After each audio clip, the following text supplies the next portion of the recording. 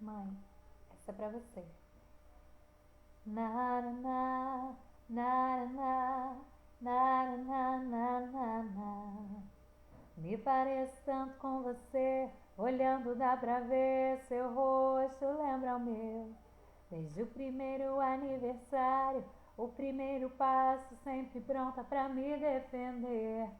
Sempre que brigou comigo, pra eu não correr perigo, uma heroína pra me salvar. E com você eu aprendi todas as lições, eu enfrentei os meus dragões.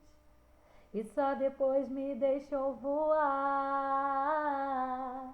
Mas eu só quero lembrar que de 10 vidas 11 eu te daria.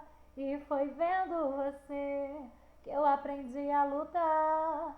Mas eu só quero lembrar, antes que meu tempo acabe, pra você não esquecer, que se Deus me desse uma chance de viver outra vez, eu só queria se tivesse você.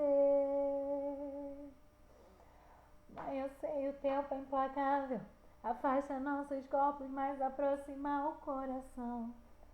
A senhora é sempre lembrada, confesso e falo de você sempre na oração. Mãe, foi muito chato crescer, passei a não ter você contando histórias pra eu dormir. E mesmo o mundo querendo me derrubar, ao meu lado você sempre está, pra me levantar quando eu cair. Mas eu só quero lembrar que de 10 vidas 11 eu te daria. E foi vendo você que eu aprendi a lutar.